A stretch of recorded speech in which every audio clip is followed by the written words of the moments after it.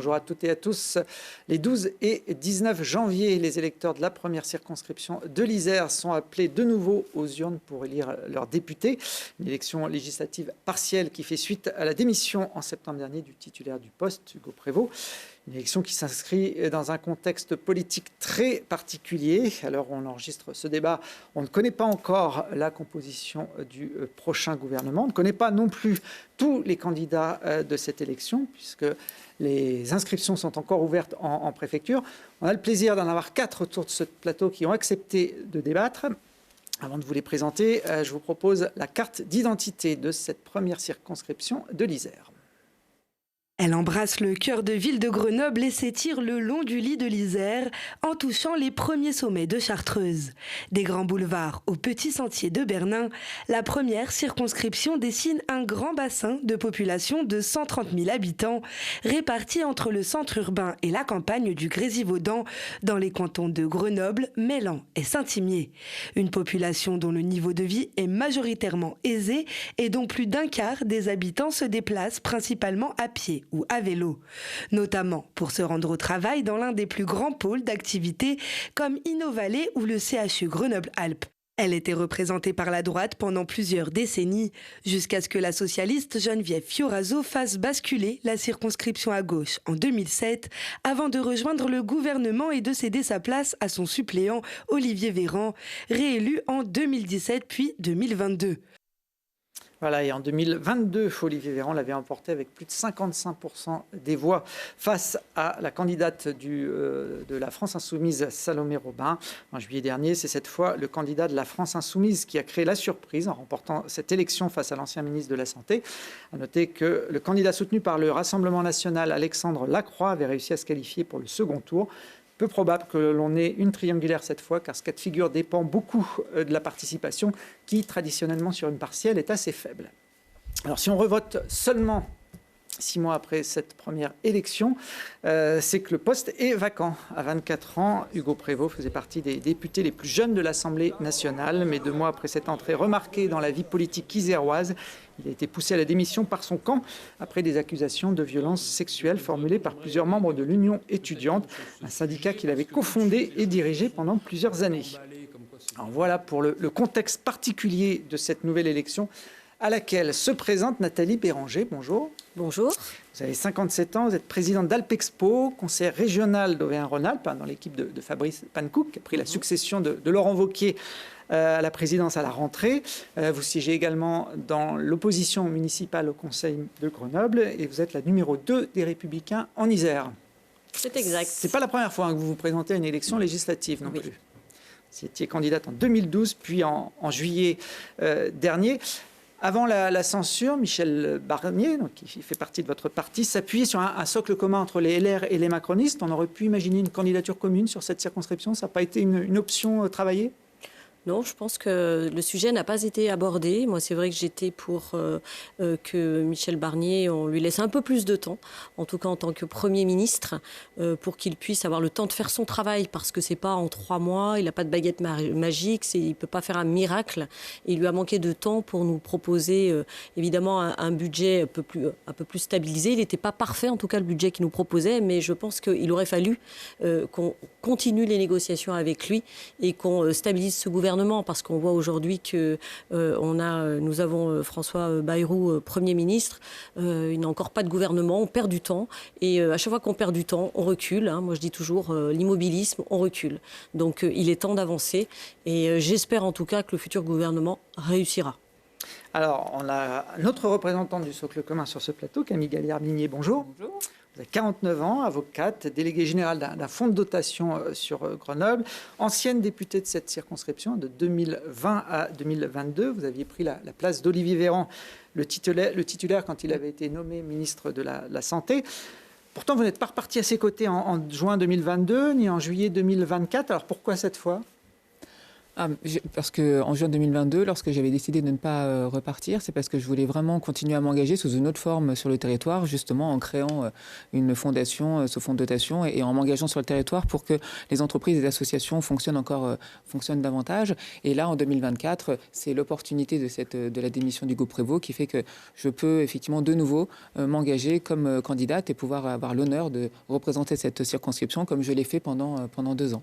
Alors, Olivier Véran a préféré soutenir votre candidature que celle d'Émilie Chalas, l'ancienne députée Renaissance de Grenoble, qui était également partante. Est-ce qu'il va s'impliquer dans cette campagne ? Il y a beaucoup de gens qui s'engagent dans cette campagne. Il y a beaucoup de maires, il y a beaucoup de militants, il y a beaucoup d'acteurs du territoire qui sont à mes côtés. Il prendra la place qu'il souhaitera. Mais en tout cas, voilà, pour moi, c'est déjà important d'être autant soutenu sur cette campagne et sur cette possibilité pour moi de redevenir la députée de cette circonscription. Alors, sur ce plateau également, Liès Loufoque, bonjour. Bonjour. Vous avez 30 ans, vous travaillez dans le social au sein d'un hôpital parisien, vous militez aussi pour les droits de l'enfant. Comme Nathalie Béranger, vous étiez aussi candidat aux législatives en juillet dernier, mais dans le Val-de-Marne, sous les couleurs du nouveau Front populaire. Vous avez choisi cette fois l'Isère pour vous soumettre au scrutin des électeurs. Comment vous expliquez ce changement géographique ?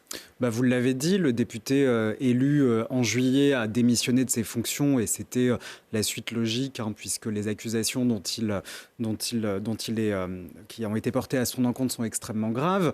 Je crois qu'il y a une volonté extrêmement forte aujourd'hui des différents partis du nouveau Front populaire de faire de l'enfance et de la protection des enfants une priorité. Et donc, il m'a été naturellement proposé de venir conduire cette bataille législative ici dans l'Isère. Si vous êtes élu, vous allez vous installer sur Grenoble, évidemment, sur cette circonscription ? Évidemment, bien sûr. J'y suis déjà depuis 1 mois et demi en permanence. Et puis, évidemment, que si nous remportons cette élection, je serai un habitant de Grenoble. Alors, je crois que vous n'êtes pas membre d'un parti. Non, tout à fait. Vous êtes soutenu par le nouveau Front populaire. Oui, parce qu'on a tendance à l'oublier, mais le nouveau Front populaire, ce ne sont pas que les partis politiques, ce sont aussi les syndicats, je pense à la CGT notamment, ce sont des collectifs associatifs, je pense au planning familial qui a intégré cette coalition, et ce sont également des militants et des militantes qui, sur tout un tas de sujets, ont décidé, lors des précédentes élections législatives, de s'impliquer sous une forme différente que l'engagement associatif. Voilà. Mais si vous êtes élu, vous siégerez dans quel groupe ? Je serai apparenté au groupe La France Insoumise. En face de vous, dernier candidat de ce débat, Hervé Gerby, bonjour. Bonjour. Vous avez 54 ans, vous êtes avocat grenoblois, spécialisé en dommages et préjudices corporels. Vous avez été aussi pendant 3 ans président de la branche iséroise du CRIF, le Conseil des institutions juives de France. Contrairement aux autres candidats de cette campagne, vous n'êtes pas soutenu par un parti. Comment vous vous positionnez sur l'échiquier politique ? J'y vais déjà, ce sont les convictions qui me portent, et ça c'est déjà très important. Vous l'avez entendu, on a un périmètre politique, une nébuleuse du côté du nouveau Front populaire, du côté d'LR, une entente républicaine qui a fait pchit, et du côté d'Ensemble pour la République, là encore un certain nombre de contradictions, et Olivier Véran qui porte effectivement, vous l'avez souligné, qui porte en particulier une candidate. À l'Assemblée nationale, il y a beaucoup de gens aujourd'hui qui travaillent, de l'IOT, en passant au non-inscrit, je pense à quelqu'un comme Aurélien Pradier, les apparentés qui peuvent rejoindre, s'ils le souhaitent, un groupe.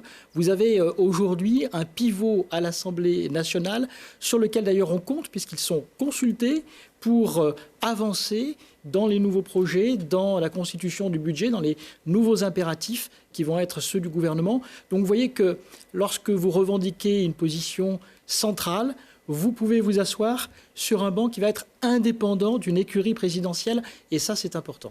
Alors, il y a centre-droit, centre-gauche. Au moment du lancement de votre candidature, d'ailleurs, vous vous revendiquiez proche, en tout cas, du parti d'Édouard Philippe, d'Horizon, un parti qui soutient, pour le coup, la candidature de Camille Gaillard-Migné.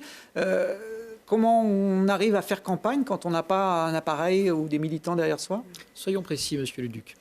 J'ai indiqué que s'agissant des institutions, la personnalité qui me paraissait la plus à même de pouvoir ramener un petit peu d'ordre était Édouard Philippe. Et d'ailleurs, le dernier sondage pour les Français place Édouard Philippe en 2e position, s'agissant des institutions. Maintenant, encore une fois, s'il s'agit, on en parlera, mais s'il s'agit de parler du régalien, de la sécurité, vous allez peut-être me classer dans le centre droit. Lorsqu'il va s'agir de parler d'éducation, de protection de l'enfance, de ceux qui souffrent. Vous allez peut-être me classer dans le centre-gauche. Je crois qu'il faut surtout me classer du côté des indépendants, avec cette capacité de pouvoir amener quelque chose de nouveau à l'Assemblée. Bon, la préfecture, c'est une nouvelle forme de macronisme, hein, le ni-ni, le en même temps, ni de droite ni de gauche. Et c'est, je crois, ce dont les Français en ont le plus marre aujourd'hui. Ils appellent à la clarté. Ils ont plutôt marre, voyez-vous, Monsieur Loufoque, ils ont marre plutôt des raccourcis qui sont faits. Ce qui est important, c'est de pouvoir se positionner. Nathalie, allez-y. Moi, j'ai envie quand même enfin, il faut remettre quand même l'église au milieu du village, si j'ose dire. Le rôle des partis politiques, il est important aujourd'hui. Et on le voit, justement, le en même temps, c'est droit dans le mur, quoi. Les gens, il n'y a plus de ligne claire du tout. Donc, le clivage droite-gauche qui existait avant, moi, il y avait des lignes claires. Les gens faisaient un choix. Aujourd'hui, il n'y a plus de choix. Et c'est le problème aujourd'hui. C'est le grand bazar, tout simplement. Et moi, je le dis, je suis une élue locale. J'ai des mandats locaux. Avant de briguer un mandat national, il faudrait bien avoir un mandat local. Parce que l'expérience de la chose publique, elle est importante. Et on voit très bien tous les députés qui siègent à l'Assemblée nationale aujourd'hui, qui n'ont pas eu de mandat locaux, c'est le grand bazar. C'est pour ça que je le redis, c'est important d'avoir exercé la chose publique sur son territoire avant d'accéder à la marche supérieure qui est la marche nationale. Vraiment, je tiens vraiment à dire ça parce que les partis politiques y fédèrent, ils parlent au nom de des milliers de personnes. Tout seul, vous, M. Gerbier, vous parlez que pour vous-même, en fait. Vous ne parlez pas pour l'ensemble d'un parti politique par une fédération. Mais non, effectivement. Camille Gaillard-Minier, je vais répondre après à Richard. Effectivement, je pense que l'engagement politique n'est pas une action individuelle. Voilà. C'est une action effectivement collective qui s'implique avec du soutien. Alors, dans cette candidature, je suis soutenue et je suis investie par Renaissance, mais je suis soutenue aussi par nombre de partis du centre. Et c'est important parce qu'il y a des sensibilités au centre. Et donc, il y a non seulement Horizon, effectivement. On est allé un peu plus loin quand même, Monsieur Gerbi, sur la revendication d'être au début de la campagne. Monsieur Gerbi avait envisagé de façon un peu floue son engagement, mais en tout cas effectivement aujourd'hui il n'y a aucun doute sur le fait qu'il est sans étiquette. En tout cas donc Horizon, mais aussi le MoDem et puis d'autres mouvements comme l'UDI, Agir, le Parti radical, les Territoires de progrès et les progressistes. Pourquoi je les énonce? Parce que là, cette candidature que je porte, c'est une candidature d'union pour justement aussi à l'Assemblée trouver des parlementaires avec qui on fait des compromis, avec lesquels on avance. Et cette candidature, elle en est déjà la démonstration. Monsieur Loufoque aussi, vous parlez du nouveau Front populaire, faudrait davantage indiquer, vous êtes le candidat de la France insoumise. D'ailleurs, on l'a vu dans les discussions qui a eu lieu avant cette discussion, il y avait une candidature aussi portée par le Parti socialiste qui fait aussi partie de notre Front populaire et c'est votre candidature qui a été choisie. Pourquoi? Parce qu'elle est portée par la France insoumise et à l'Assemblée, vous siégerez sur les bancs de la France insoumise, vous voterez avec la France insoumise, vous signerez et vous serez aux côtés de l'ensemble de vos collègues de la France insoumise. Donc je pense que là aussi c'est important les positionnements politiques et je pense aussi que vis-à-vis des électeurs, il est important d'être transparent et d'être clair sur son engagement. Et avoir effectivement un parti qui vous soutient, ça montre aussi quels sont ses engagements et quelles sont ses lignes directrices et vous les assumez très souvent lorsque vous évoquez vos engagements. Donc je pense que c'est important, effectivement, et ça n'est pas une action une fois encore individuelle. Quand on est affilié à un parti politique, on porte une ligne de valeur, une ligne politique, quoi. Seul, on ne peut pas porter une ligne politique, clairement. D'ailleurs, vos trois appartenances apparaissent clairement à chaque fois que vous parlez. Pour vous, Hervé Gerbi, on a pris l'appellation de la préfecture qui vous a classé divers centres. Divers centres. Je voudrais répondre sur une chose. Parce que ce à quoi nous assistons là, c'est effectivement ce dont les Français ne veulent plus. Nous avons tous lu le rapport sur les fractures françaises. 86% des Français ne font plus confiance aux partis politiques. Pourquoi ils ne font plus confiance aux partis politiques? D'abord parce que d'un côté, vous avez une logique de privatisation de la politique. C'est Olivier Véran qui choisit sa candidate. Premier exemple. Olivier Véran qui choisit sa candidate.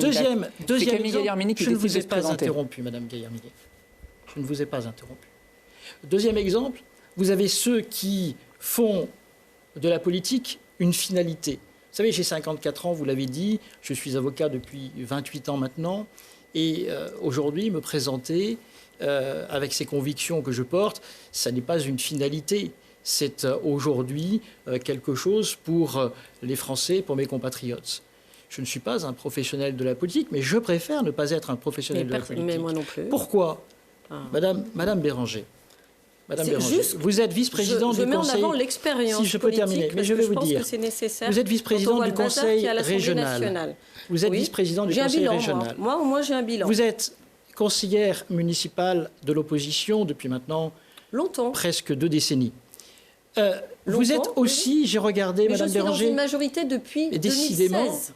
Bah oui, mais je le dis quand même. Je suis laissez dans une terminer. majorité depuis Laissez 2016. finir Je Hervé suis aux Jabet. affaires Béranger. depuis 2016. Et, Et j'ai un depuis- bilan. et depuis 2016 à la Nous région. réalisons cette année, en tant que présidente d'Alpexpo, je réalise le Vous meilleur êtes- j'allais chiffre oublier. d'affaires depuis 15 ans. J'allais oublier. J'ai fait mes preuves à Alpexpo en tant Nathalie qu'entreprise. Béranger, on laisse Non, mais je terminer le dis Hervé quand même. Jarby. Béranger, Puisque... je vais terminer. Oui. J'avais oublié que vous étiez présidente d'Alpexpo. Oui. Mais je n'oublie pas non plus, parce que c'est quand même très intéressant, lorsqu'on a des mandats, on siège dans un certain nombre de conseils d'administration et d'institutions. Oui. Vous siégez en qualité de titulaire dans 49 commissions, conseils d'administration, institutions. 49 en tant que titulaire. J'ai des sup- Et j'ai des vous en avez autant J'ai des suppléants. qu'en qualité de suppléante. Mais comment faites-vous, Madame Béranger, pour être vice-présidente à la région, conseillère Je municipale, suis déléguée à la présidente, région, je suis pas vice-présidente. présidente d'Alpexpo, et vous siégez dans 49 commissions? Bah, demandez aux Voyez-vous, électeurs, de ils tout voient le cela, travail les que je Français fais. n'en veulent plus. De tout cela, de ce Regarde, alors, professionnalisme, demandez aux électeurs, les Monsieur Français n'en veulent Gervis, plus. que Maintenant, on ce peut qu'ils en peut-être aller pensent. sur le fond, parce que Ils sont je ravis de crois mon que ce sera- travail. Je crois que Parce les que derniers tout se gère, résultats, tout se malheureusement, gère. les derniers résultats que vous avez faits sur la circonscription démontrent Elle le est à contraire. déconnecter, cette élection. C'est une élection Mais partielle. peut-être répondons à vos Il n'y a questions, pas de dynamique nationale, monsieur le monsieur Duc. Gervis. Répondons à vos questions, parce que C'était un ce serait petit- trop long d'énumérer. C'était un petit tour de mandats chauffe certains. pour vous présenter. Je précise qu'à l'heure où on enregistre ce débat, on ne connaît pas tous les candidats de cette circonscription. La liste de la préfecture ne sera publiée que sur la deuxième partie du mois de décembre. Je précise quand même que Rémi Adam pour Lutte ouvrière, Gaël Offran-Piré pour le Parti Equinox, Baptiste Anglade pour le NPA révolutionnaire ou encore Marie-François Perrier, militant anti-vax, ont annoncé par voie de presse leur intention de participer à cette élection. Alors, on aura donc la parole sur notre antenne dans d'autres émissions. Et puis, je précise aussi qu'on avait convié autour de ce plateau un 5e candidat autour de cette table, Alexandre Lacroix, un candidat de l'UDR, le parti d'Éric Ciotti, soutenu par le Rassemblement national. Alexandre Lacroix qui s'était qualifié pour le second tour en juillet dernier, dans cette triangulaire qu'on a évoquée au début de ce débat. Malheureusement, il a eu un empêchement de dernière minute qui ne lui permet pas d'être présent aujourd'hui avec nous. Alors, pour débarrer ce débat, maintenant que les présentations sont faites, un mot d'abord de la politique et du contexte actuel au niveau national. On a un nouveau Premier ministre, François Bayrou, le 4e depuis le début de l'année 2024. Je pense que c'est une première d'en avoir eu autant sur une année. Est-ce que c'est l'homme de la situation, Nathalie Béranger ?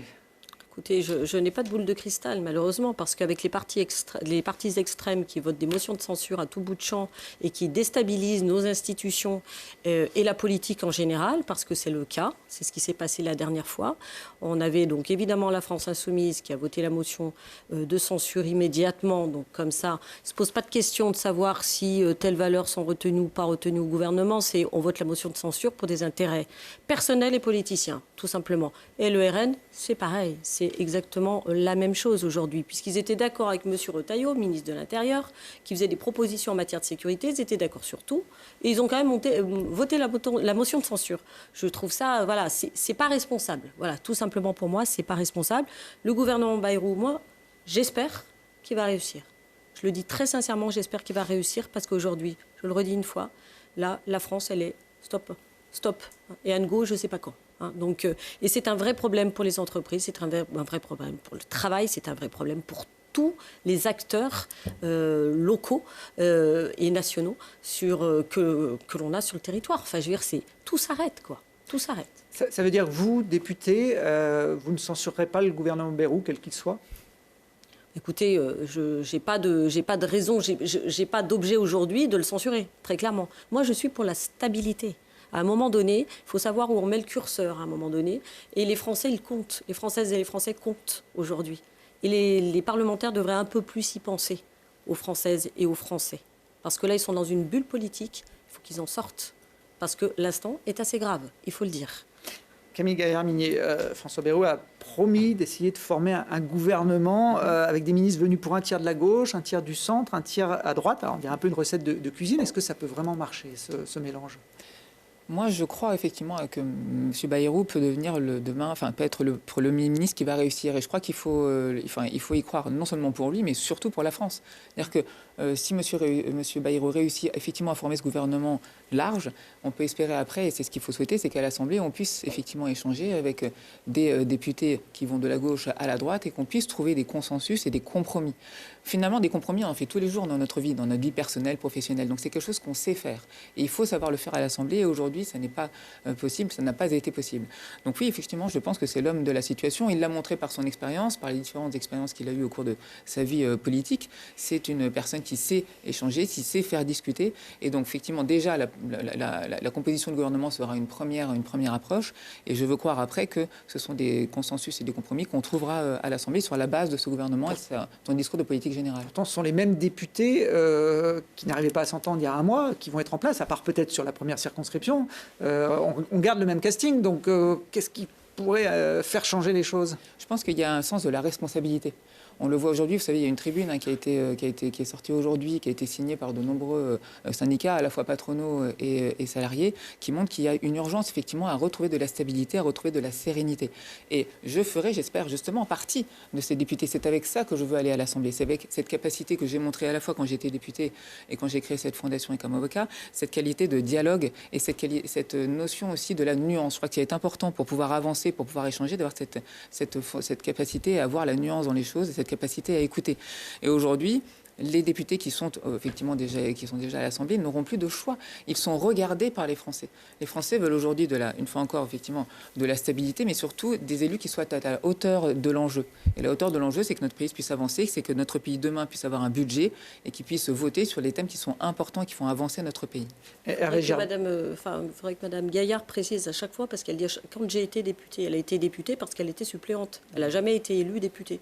Qu'on soit bien d'accord quand même. Enfin, je veux dire, à un moment donné, moi j'aime bien quand les choses sont carrées à leur place. Je l'avais précisé, voilà. vous le reprécisez. Non, mais bon, voilà. Enfin, je veux dire, à un moment donné, il faut se faire élire. Vous voyez. J'ai été élue comme suppléante comme suppléante d'Olivier Véran. Effectivement, quand j'ai été pendant 2 années, j'ai été députée de plein exercice dès lors qu'Olivier Véran était ministre. Il n'y a pas de sujet là-dessus. Olivier Véran qui avait démarré sa carrière aussi en étant député par le biais de... Après, il s'est fait élire. Après, il s'est fait élire, effectivement. On ne va pas refaire l'histoire de la première circonscription. Elle a été mouvementée. Mettons les choses... Mais très bien. Hervé Gerby, je voulais avoir votre position aussi par rapport à ce Premier ministre, François Bayrou. Vous vous définissez au centre. Lui aussi, vous ferez partie de sa majorité si vous intégrez l'Assemblée nationale ? Il faut d'abord se dire, et je crois que nous sommes tous d'accord ici pour dire qu'avoir un Premier ministre dans la situation dans laquelle nous sommes, c'est une bonne nouvelle. La perspective d'un gouvernement, c'est une perspective de bonne nouvelle. Il y a... Madame Gaillard-Minier, il disait, des points d'accord sur des choses qui permettent d'avancer, que ce soit la politique du logement, que ce soit les aides aux agriculteurs, que ce soit les lois de programmation importantes en matière de sécurité, de défense, en matière de justice, en matière intérieure. On a ces points-là qui vont continuer à avancer. Il va falloir très rapidement que ce gouvernement se mette à la tâche pour avancer sur les 2 grands sujets que sont la lutte contre le narcotrafic et l'accès aux soins. Maintenant, j'ai effectivement un certain nombre d'inquiétudes. Et mes inquiétudes, elles viennent principalement d'abord d'un élément extérieur. La note de la France a été dégradée. Nous sommes aujourd'hui, pour l'ensemble des agences de notation, nous arrivons en 10e ou 11e position, très loin derrière notamment l'Allemagne. Et lorsque notre note est dégradée, c'est notre crédibilité à l'international. Je vous rappelle que, notamment sur le Mercosur, rien n'est joué. Il faut encore ratifier cet accord qui a été fait sans la validation de la France, mais notre crédibilité est atteinte. Deuxième inquiétude, elle nous vient de l'intérieur, et moi, elle me vient des partis politiques, pour 2 raisons. La motion de censure, elle est venue à partir du budget. Or, sur le budget, il y a des divergences fondamentales entre notamment le MoDem et Renaissance. C'est-à-dire que sous cette même enveloppe que nous avons, sur des grands sujets liés au budget, et c'était il y a 3 semaines, il y a des désaccords qui sont extrêmement importants. Et le point principal, je pense qu'on peut le dire, c'est que ici, vous n'avez que les représentants des lignes rouges. Il n'y a, pour les partis politiques, que des lignes rouges à ne pas franchir. Et là, ça va être une vraie difficulté. Le sauveur, ça sera Hervé Gerby. Quand j'entendais... Il va nous sauver la France. Quand non, j'entendais... les discours emploulés comme ça... Vous savez, ce qui va sauver la France... Il faut avoir la culture du Madame doute, Béranger, parfois, ce qui va sauver la France, Madame Béranger, c'est la sincérité, c'est le travail, ce sont les convictions au service des Français. Ça sauvera effectivement la France lorsqu'on dépassera la question des partis. Je donne juste une indication, mais notamment, on l'a vu aujourd'hui, les dernières déclarations des LR sur la question de l'immigration, qui est radicalement un faux débat, parce qu'on a un pacte asile immigration qui doit être mis en œuvre. Et aujourd'hui, on vient nous dire que, notamment, l'équation est tellement simple. On vient nous dire non, c'est extrêmement compliqué. L'équation est complexe, Hervé Gerby. Les partis c'est pas si simple que ça, croyez-moi. Les partis politiques les rendent très compliqués. L'expérience est important. Qu'allez-vous faire, Madame Béranger? C'est là où je vois qu'il n'y a pas d'expérience. J'aimerais avoir votre position sur le pacte asile et migration. Mais moi, je doute. Qu'allez-vous faire? Non, mais moi, j'ai des doutes. Là, il y a une loi qui doit être votée. Madame Béranger, sur cette question, c'est l'effet domino, vous voyez derrière. Madame Béranger, je vais vous donner la parole. Cette question, vous allez devoir. Moi, cette culture du doute, je l'ai. Vous allez devoir voter. Avec des idées à un moment donné, il faut voter. En me disant, moi, j'ai telle proposition, je vais y arriver. Madame Si Béranger, c'était aussi simple, à un moment donné, il faut voter. Vous ne pouvez pas. Toutes les deux, tous les deux, je vous coupe. Alors, vous ne saurez pas ce que vous allez faire. J'essaye de vous couper. J'entends que vous ne savez pas ce que vous allez faire. Entendent bien que l'expérience a du sens. On a compris que c'était un point important pour vous, Nathalie Béranger. Juste, Hervé Gerby, par rapport à François Bayrou, il y a une chance que vous votiez une censure contre ce Premier ministre et son gouvernement, ou vous vous inscrivez... Parce que vous faisiez référence au groupe Lyot tout à l'heure qui a voté la censure contre Michel Barnier. Dites-moi plutôt, Monsieur le Duc, que s'il y a des bons projets, il y a surtout des chances que je vote pour les bons projets. Voyons plutôt les choses comme ça. Plutôt que de parler d'accord de non-censure, voyons ce qui va sortir de positif et il y aura à ce moment-là des chances que je vote effectivement pour ce qui sera bon pour mon pays. Alors, Yassou Fock, vous, sur ce nouveau Premier ministre, enfin, je dis vous, en tout cas la France Insoumise a été claire, il y aura une censure, mais sans même attendre de savoir quelles pourraient être éventuellement les orientations politiques. Pour plusieurs raisons. Rappelons quand même qu'aujourd'hui, le seul responsable de l'instabilité politique que l'on connaît, c'est Emmanuel Macron, et notamment parce qu'il a pris la décision de dissoudre l'Assemblée nationale à un moment critique pour le pays. Il y a eu de nouvelles élections. Et des millions d'électeurs se sont déplacés aux urnes et ont plébiscité le programme du nouveau Front populaire. Il y a également eu un front républicain pour faire barrage à l'extrême droite. Moi, j'avoue avoir été extrêmement choqué de constater que dans le cadre de l'examen du budget qu'a présenté M. Barnier, il y a eu 55% de votes communs entre EPR, donc la coalition gouvernementale, et le Rassemblement national, donc fracturant ainsi quand même le barrage républicain, le front républicain qui a été mis en œuvre cet été. La réalité est que dans le cadre de l'examen de ce budget, le nouveau Front populaire, les différents partis du nouveau Front populaire ont réussi à faire la démonstration de leur capacité à trouver des majorités. Il y a eu plus de 130 amendements qui ont été adoptés par l'Assemblée nationale et qui émanaient des différents groupes du nouveau Front populaire. Certains d'entre eux, ça a été dit par M. Gerby, ont même été votés par le MoDem qui soutient également Mme Camille Gaillard-Minier.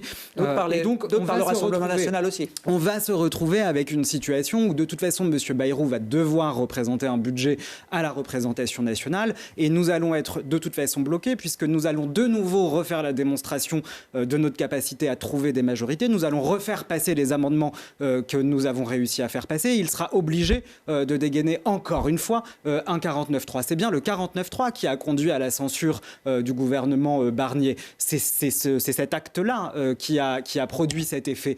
Et ça, ne l'oublions pas non plus, parce que je pense qu'une bonne majorité de Françaises et de Français en ont marre de voir le gouvernement dégainer systématiquement au moindre obstacle ce 49.3. Donc nous sommes garants de l'application de notre programme, nous sommes garants du respect de la parole donnée à nos électeurs, et à ce titre-là, si un nouveau 49.3 devait encore une fois être dégainé par M. Bayrou, évidemment qu'il y aura une censure, mais de toute façon, au-delà même du 49.3, il y a plusieurs préalables avant toute chose. La première, c'est d'abord l'abrogation de la réforme de la retraite à 64 ans, qui là aussi a été un vrai scandale démocratique, à la fois sur le fond, mais aussi sur la forme, sur la manière dont elle a été imposée aux Françaises et aux Français. Et puis évidemment, la taxation des superprofits, parce que nous le savons, nous sommes dans une crise financière qui est complexe, qui est grave, qui a des conséquences.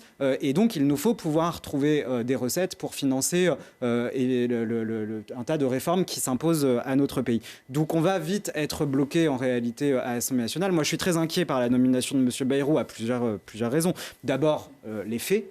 Les faits, c'est qu'on a quand même un Premier ministre à peine nommé qui préfère se rendre au conseil municipal de sa ville, Pau, plutôt que d'aller à la rencontre des personnes sinistrées qui vivent à Mayotte, alors que c'est une des plus graves catastrophes climatiques que ce département de France a connues, ayant même jusqu'à nier devant la représentation nationale que Mayotte est un département français, ce qui est quand même assez choquant et très irrespectueux pour les Mahorais, je dois le dire. Ça m'a absolument scandalisé.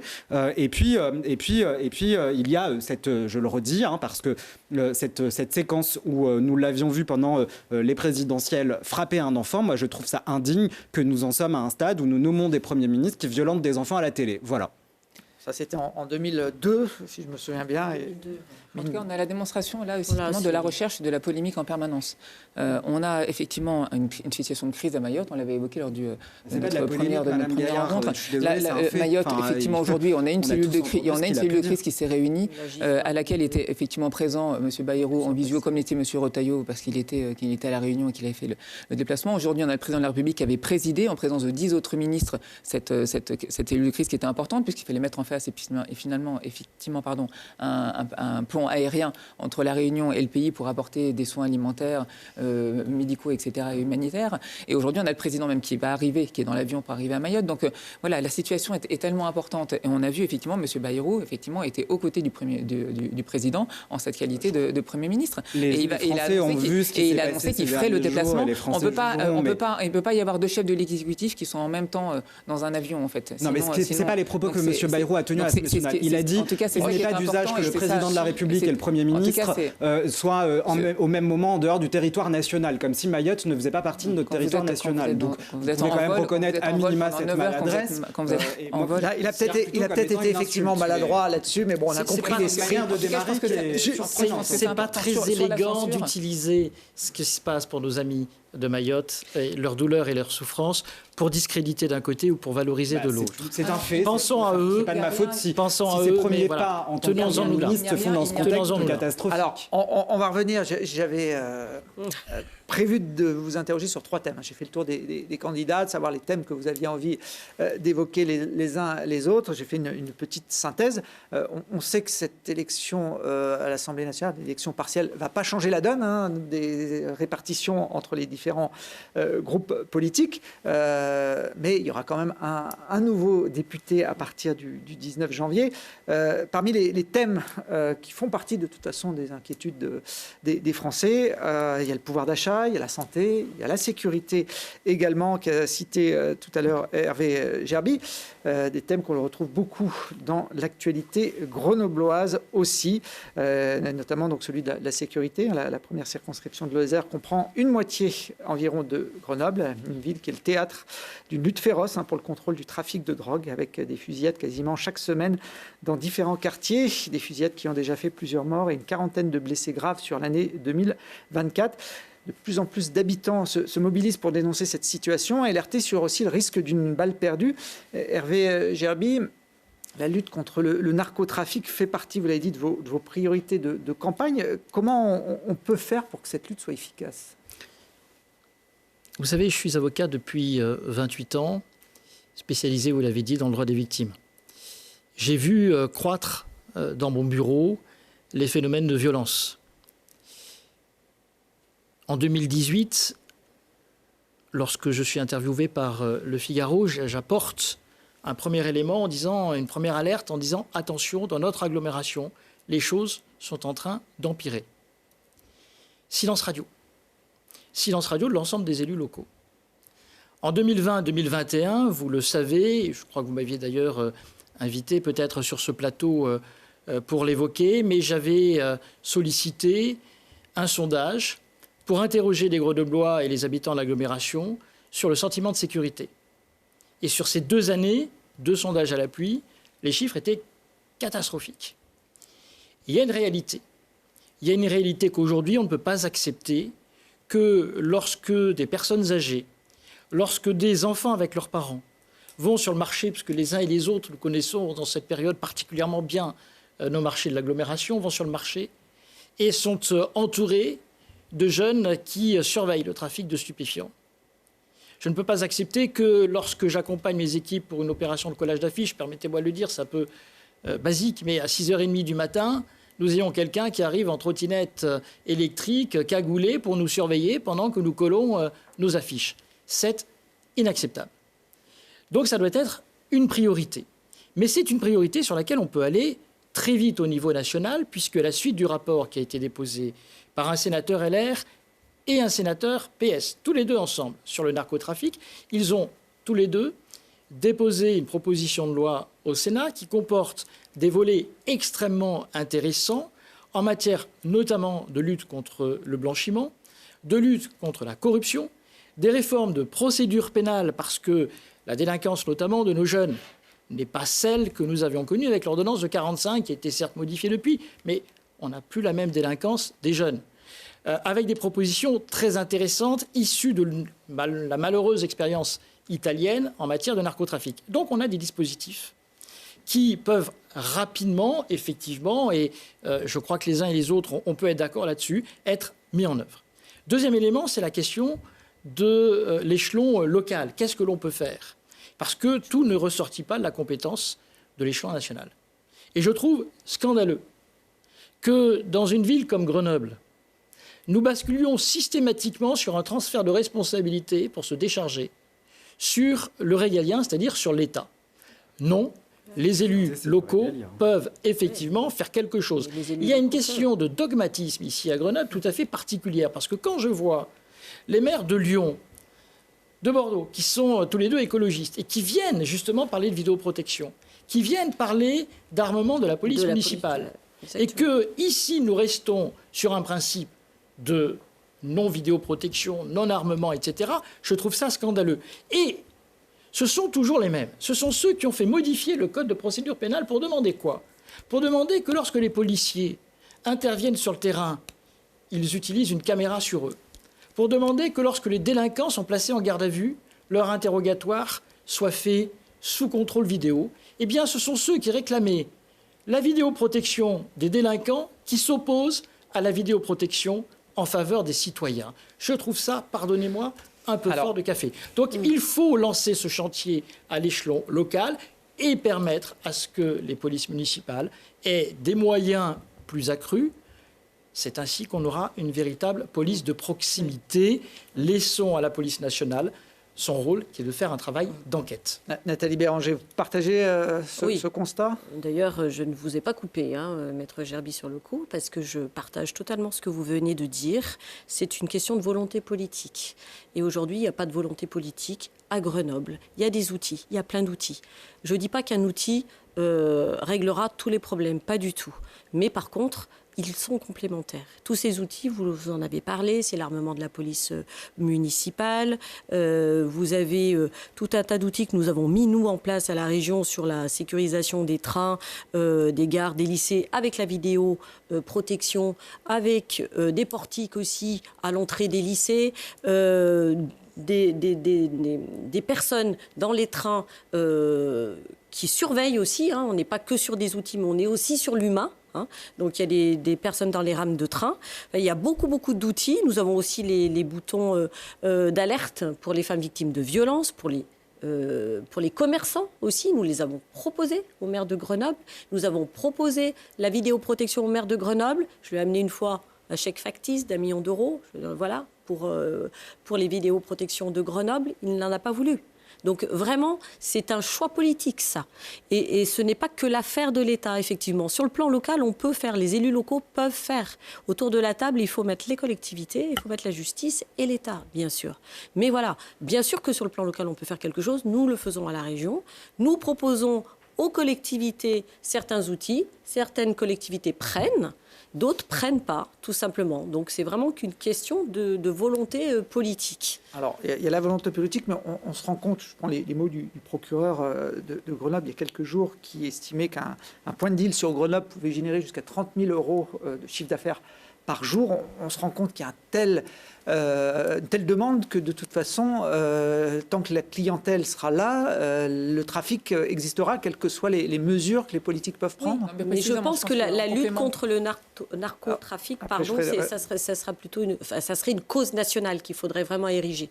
Parce que c'est vrai qu'à ce niveau-là, il faut que ce soit des professionnels qui démantèlent les réseaux. On est bien d'accord qu'on ne va pas envoyer des policiers municipaux démanteler les réseaux de trafic de drogue. Ça, nous sommes bien d'accord là-dessus. Mais quelque part, nous avons aussi les moyens de résister. Moi, je pense que dans les communes, il faut occuper l'espace public. Si on laisse l'espace public justement à ces dealers, c'est là où il y a problème. Et je peux vous dire, et j'ai vécu à peu près la même chose que Maître Gerby, quand nous sommes allés faire une conférence de presse dans un quartier, c'était le quartier Hoche, on a été tout de suite entourés d'un certain nombre de personnes, cagoulées, etc., habillées de noir, des pieds à la tête, donc méconnaissables, naturellement, et ils nous invitaient à partir, alors qu'on était sur l'espace public. Donc ça aussi, c'est insupportable et intolérable. On ne peut plus supporter ça aujourd'hui, clairement. En tout cas, sur cette action globale, on ne peut que rejoindre ce qui vient d'être dit. Il faut effectivement une action concertée de tous les acteurs. Après, j'ajouterais quand même deux choses. C'est qu'on est aussi sur un trafic qui est bien national, voire international. On a besoin effectivement d'outils nationaux de traque des trafiquants. Et donc, ça avait d'ailleurs été l'initiative qui a été prise par Didier Migaud, garde des Sceaux, de créer un parquet national, puisque ce n'est pas un problème grenoblois, c'est un problème qu'on rencontre dans d'autres communes de France, qu'elles soient petites ou grandes. Donc, rajouter peut-être à cette dimension locale et étatique, effectivement, une dimension également internationale. Et c'est vrai que lorsqu'on est sur le territoire grenoblois, mais qu'on soit aussi ailleurs, il est toujours très difficile à entendre que lorsqu'on demande à l'État d'intervenir, on nous dit que c'est à la ville, et lorsque la ville intervenir, c'est à l'État. En fait, c'est effectivement une action de tout le monde. Et il y a des personnes et des habitants ici pour qui ça devient absolument insupportable. Il faut une fois encore, là aussi, être à la hauteur de l'attente de ces habitants.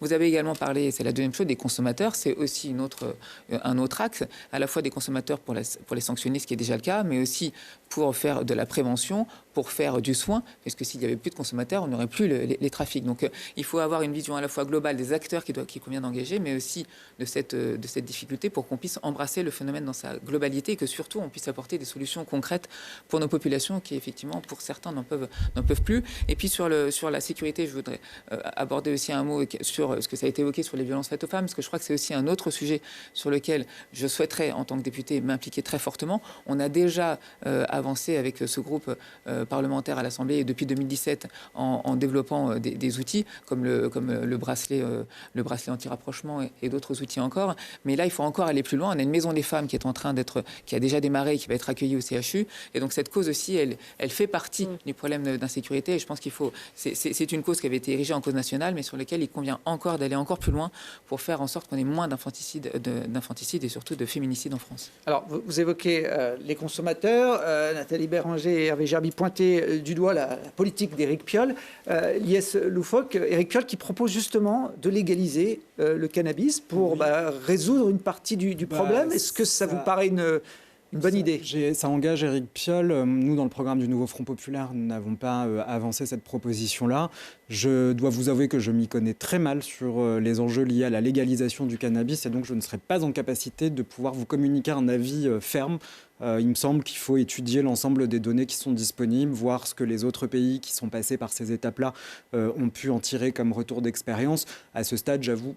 Je n'ai pas fait ce travail préparatoire. Non, ce qui est très intéressant, ce qui est très important pour moi de rappeler, et ça a commencé à être dit par Madame Gaillard-Minier, c'est que n'oublions pas que la première insécurité aujourd'hui, elle est dans les familles, avec une femme qui décède sous les coups de son conjoint ou de son ex-conjoint tous les 3 jours, un enfant qui décède sous les coups de ses parents tous les 5 jours, et plus de 160 000 enfants qui seraient victimes d'inceste chaque année. Et ça, c'est dans nos appartements, dans nos maisons. Donc il va falloir aussi, quand on parle de sécurité, aborder de manière sérieuse la protection des personnes les plus vulnérables dans notre pays, y compris dans la sphère familiale. Là où moi je suis très surpris, c'est qu'on a un certain nombre de mesures qui sont avancées ici par les différents candidats et candidates. Or, quand on regarde les chiffres, on se rend compte que avec la réforme de M. Darmanin sur la police judiciaire, il y a eu un effectif en baisse de 5 000 postes pour les officiers de police judiciaire sur 25 000 au total, ce qui est quand même considérable. Donc la police judiciaire sont ceux qui aujourd'hui mènent les enquêtes, sont ceux qui contribuent à démanteler les réseaux et quel que soit le territoire. Donc il me semble fondamental d'abord de pouvoir regarder ce bilan avec lucidité, de l'assumer aussi, et puis de pouvoir revenir très vite dessus en renforçant de manière considérable les moyens de la police judiciaire. On a une baisse. Oui, absolument. Vous voulez plus de policiers dans les rues? Oui, mais est-ce que vous voulez de la vidéoprotection? Le nouveau Front populaire prône. Voulez-vous plus de vidéoprotection? On laisse se développer. Quel est votre avis sur l'armement des la police de proximité est évidemment une revendication du nouveau Front populaire. Nous réclamons le rétablissement de la police de proximité qui a été supprimée par M. Sarkozy. Elle a réussi, cette police de proximité, à faire la démonstration qu'en étant au plus proche des habitants et des habitantes, on connaît mieux leur réalité, on connaît mieux leurs difficultés et donc on est plus à même de pouvoir agir en prévention. Il me semble que la police nationale, madame, est armée, hein, donc une police de proximité, ce serait plutôt rattaché à la police nationale. Et je rappelle également, parce que c'est pareil, hein, on a des propositions qui sont faites, mais on oublie un petit peu de parler du bilan, c'est cet été, alors même que le gouvernement Attal était démissionnaire, 500 postes de moins à la protection judiciaire de la jeunesse. On ne peut pas dire systématiquement et le répéter à longueur de journée que la priorité c'est la sécurité, tout en dépouillant l'administration qui est justement en charge de lutter contre ce phénomène-là. Donc voilà, ça me paraît être juste du bon sens. Sur le bilan, peut-être rappeler aussi quand même qu'il y a des brigades de gendarmerie qui ont été dotées et qui ont été rajoutées sur le département et dont a bénéficié également Grenoble. Donc, vous voyez, quand on parle des éléments de bilan, on peut aussi en ajouter. Comme partenaire aussi qui n'a pas été évoqué depuis tout à l'heure, c'est la justice. Vous avez rappelé le rôle du procureur de Monsieur Vaillant, mais il y a aussi la justice qui est un autre partenaire sur un territoire et sur lequel il y a de forts moyens qui ont été mis par le gouvernement depuis 7 ans, plus 45% quand même de moyens. Et effectivement, c'est un autre partenaire pour que les personnes qui puissent effectivement être arrêtés puissent être jugés. C'est un autre, voilà, c'est le troisième partenaire, on va dire, sur un territoire. Il faut apporter une précision, Monsieur Leduc. C'est important parce que vous avez évoqué notamment la question de la dépénalisation ou pas de la drogue. Il y a les chiffres, Monsieur Loufoque. On les connaît. Il y a des expériences qui ont été menées aux États-Unis, qui ont été menées au Canada. Il y a quelques semaines, l'État de l'Oregon a fait marche arrière sur la dépénalisation, considérant effectivement que ça ne faisait pas décroître ni le trafic, ni la consommation. Moi, ce qui m'intéresse au-delà des chiffres, vous savez, ce sont les répercussions sur la santé mentale. Sur la santé mentale, exactement. C'est que les stupéfiants, ça a des répercussions sur la santé mentale. Donc ça, c'est une bonne raison pour lutter contre la consommation de stupéfiants. Le dernier élément, vous l'avez dit, effectivement, c'est un ensemble d'acteurs qui interviennent dans les conseils locaux de sécurité, autour de la justice, de la police, les associations de prévention. Et sur le terrain, je crois que tout le monde arrive à parler pour peu qu'ils aient tous, effectivement, les mêmes outils, ce qui n'est pas toujours le cas. Dernier point, on est tous d'accord sur la question des violences intrafamiliales. Et je crois que sur les bancs de l'Assemblée nationale, il n'y a pas meilleur exemple que la loi qui a été portée par Madame Santiago, que vous connaissez, qui est une élue du Nouveau Front populaire et qui, en mars 2024, a porté une loi sur les violences intrafamiliales, votée à l'unanimité. Donc nous savons dans une Assemblée nationale, lorsqu'une loi est bonne, et sur les thématiques que vous portez, Monsieur Loufoque ou Madame Camille Gaillard-Minier, nous sommes tous d'accord, on est capable de voter à l'unanimité. En revanche, là où maintenant ça va être un petit peu plus difficile, c'est qu'il faut savoir avoir l'esprit clair, ferme, sur les questions régaliennes de sécurité, de lutte contre le narcotrafic. Moi, je ne crois pas qu'il y ait d'unanimité particulière à l'Assemblée nationale sur ces sujets-là. Et d'ailleurs, le Rassemblement national, qui n'est pas présent avec nous aujourd'hui sur ce plateau, mais a déjà pu tenir des propos faisant l'apologie des violences à l'encontre d'enfants, et notamment dans un débat que nous avons eu la semaine dernière, ce que j'ai trouvé extrêmement choquant. Je ne crois pas qu'on puisse dire qu'il ait fait l'apologie. Pardonnez-moi, le candidat n'est pas là, ce n'est pas très élégant pour un candidat qui n'est pas là. Je ne vais pas répéter ces propos que je trouve bien, mais il n'est pas là pour se défendre. Pardonnez l'avocat que je suis d'intervenir. C'est l'apologie des violences. En fait, allusion à notre débat. Le fait est que c'est une méthode pas très élégante, Monsieur Loufoque. Oh, écoutez, vous étiez présent au même moment que moi, vous avez entendu exactement la même chose. Il a bien dit que deux claques dans la figure d'un enfant, c'était préférable, ce qui est quand même faire l'apologie d'une pratique interdite par la loi. Mais passons. Sur l'unanimité sur ces sujets, je ne suis pas d'accord, et il a fallu se confronté notamment à d'autres projets de loi qui ont été examinés par l'Assemblée nationale, notamment sur la réforme de l'aide sociale à l'enfance. Et là, on a clairement vu de grosses divergences, que ce soit pour la création d'une autorité administrative de contrôle chargée de veiller que les enfants qui soient placés à l'aide sociale à l'enfance dans les foyers, dans les familles d'accueil soient traités correctement, leur permettre d'être assistés systématiquement par un avocat dans les procédures civiles en dehors de toute considération sur leur discernement. Ça a été également refusé par un certain nombre de partis, je pense au LR, mais également au MoDem. Le retrait systématique de la suspension systématique de l'exercice de l'autorité parentale dès le dépôt de plainte, ça a été refusé également par toute une partie de l'hémicycle. Bon, voilà, je veux dire, on pourrait malheureusement continuer la liste, elle est très longue. Vous ne l'aimez pas? Non, c'est aussi un débat démocratique, c'est que... Ce n'est pas vrai, il n'y a pas d'unanimité. C'est Maître Gerbi qui dit l'unanimité. Je répondais sur moi, je pense qu'à un moment... à l'Assemblée nationale, c'est quand même bien qu'il y ait un débat, qu'il y ait des amendements de la part des partis politiques pour enrichir la loi. Étant nous-mêmes dans l'opposition... Non, parce que vous avez l'air de pas vraiment apprécier le débat démocratique. Vous avez très mal entendu, je suis navré pour vous, Madame Béranger. Je répondais à Monsieur Gerbi qui évoquait une unanimité sur ces sujets-là. Sur une loi, il n'y avait pas d'unanimité. Alors, bien précis, Monsieur Loufoque, vous avez parlé sur la loi de Madame Santiago, la loi de Madame Santiago sur les violences intrafamiliales.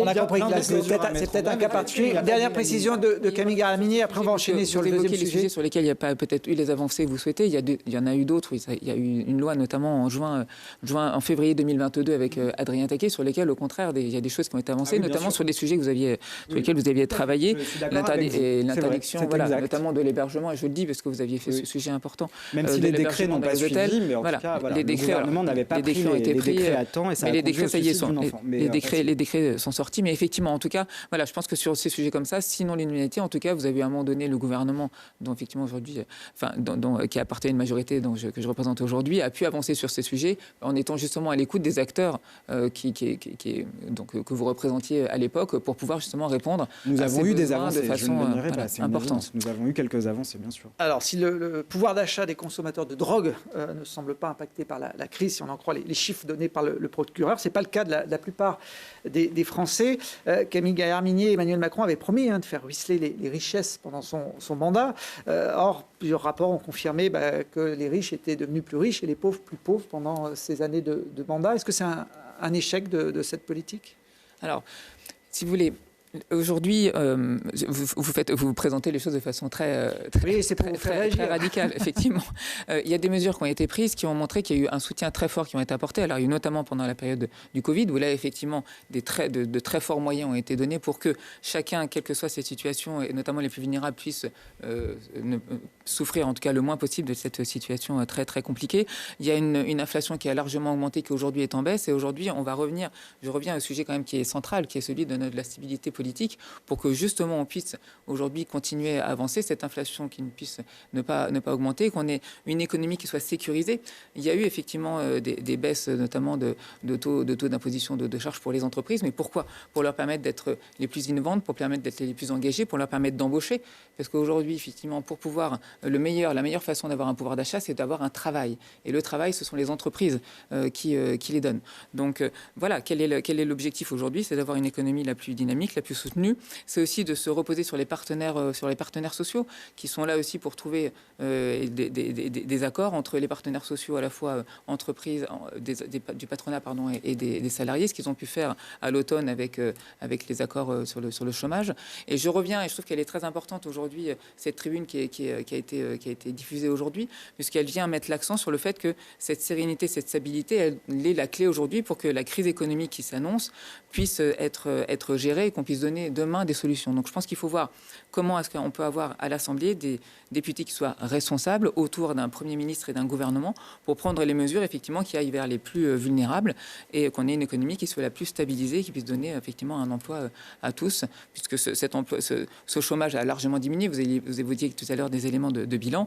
Disons aujourd'hui qu'on est quasiment à 7%, ce qui est largement moins qu'en 2017 et qui montre que si on n'est pas encore en plein emploi, on a quand même largement amélioré la situation. Et une fois encore, avoir un emploi, c'est avoir un salaire et avoir une capacité et un pouvoir d'achat. La courbe s'est inversée, ce que n'avait pas réussi à faire François Hollande qui va peut-être coûter d'ailleurs sa place de président. Nathalie Béranger, Michel Barnier avait proposé dans son projet de loi de finances de taxer les plus fortunés et les 300 plus grandes entreprises françaises. Venant d'un Premier ministre de droite, ça pouvait être surprenant. C'était une forme peut-être du retour de l'ISF. Michel Barnier avait compris ou a compris une chose, c'est qu'aujourd'hui, notre pays est déséquilibré. Tout simplement. Un pays vit bien quand, justement, tout le monde vit bien quand de les riches ne sont pas trop riches et les pauvres pas trop pauvres. Exactement, quand il y a un fossé d'écart, ça ne marche plus. Et aujourd'hui, il y a un fossé d'écart entre ceux qui travaillent et alors, il y a plusieurs fossés d'écart entre ceux qui travaillent, ceux qui vivent des minima sociaux. Déjà, il n'y a pas assez de différence. Quelqu'un qui se lève 5 jours par semaine pour aller travailler, normalement, il devrait avoir, à la fin du mois, quand il a payé son loyer, ses charges, etc., pour avoir un peu de loisirs. Ce n'est plus le cas. Et donc, c'est un vrai problème. Donc, est-ce qu'on a un problème aussi de salaire ? Peut-être, ça, c'est à revoir, sachant qu'on ne peut plus taxer les entreprises. Elles sont suffisamment taxées aujourd'hui. Alors, peut-être... C'est ce qu'il voulait faire, la lui. CSG, voilà. Et après, c'est vrai qu'il y a des grosses entreprises à l'international qui gagnent énormément. Ça, il faut le dire aussi. Je crois que Michel Barnier avait compris ça. Et aujourd'hui, moi, je le dis, tout augmente. Tout augmente. On voit les mutuelles, 8% l'année dernière, 6% cette année, enfin en 2025, 6%. Comment les gens vont-ils pouvoir contracter une mutuelle demain ? Quelqu'un qui gagne le SMIC, ce n'est plus possible. Les prix des fluides, électricité, gaz, etc., ils ont flambé avec un même niveau de salaire. Comment voulez-vous que les gens vivent ? Ça veut dire qu'il faut augmenter le SMIC ? Pour moi, il faut augmenter le SMIC. Je ne vais pas vous dire le mettre à 1600, 1000... Non, je ne vais pas avancer des chiffres parce que, encore une fois, moi j'ai la culture du doute. Je sais très bien que, oui, on tend vers, mais après, tout ça, ça se calcule. Il faut mettre le curseur au bon endroit. Moi, je le dis tout le temps. C'est facile de dire, là, on va faire ci, on va raser gratis. Non, ça, c'est pas possible. À chaque fois qu'on change quelque chose, il y a un effet forcément domino, il y a des conséquences. Ces conséquences, il faut les mesurer avant de changer quoi que ce soit. Mais en tout cas, il y a quelque chose qui ne va plus. C'est qu'aujourd'hui, le travail n'est plus valorisé. Il faut revaloriser le travail. Et pour revaloriser le travail, il faut que le travail, quelque part, il a un coût, quoi. Il soit payé, ce travail-là, pour qu'il soit valorisé. Donc voilà, moi je tiens vraiment à vous dire que oui, il y a des entreprises qui aujourd'hui redistribuent des dividendes et celles-ci peut-être qu'il faut regarder ce qu'elles font, très clairement. Mais après, entre celui qui travaille pas, qui touche les minima sociaux, là aussi, ça va pas du tout. Il faut peut-être que celui qui travaille gagne quand même bien plus que celui qui ne travaille pas et qui vit des minima sociaux. Et on a le droit, à un moment donné, de bénéficier des minima sociaux. On peut avoir un accident professionnel dans sa vie. On est bien d'accord, ils sont là pour ça, mais il ne faut pas y rester, quoi. À un moment donné, il faut penser à retravailler, tout simplement. Yes Loufoque, alors Nathalie Béranger ne se risque pas à donner un chiffre pour augmenter le SMIC, même si elle admet que c'est nécessaire. Ouais.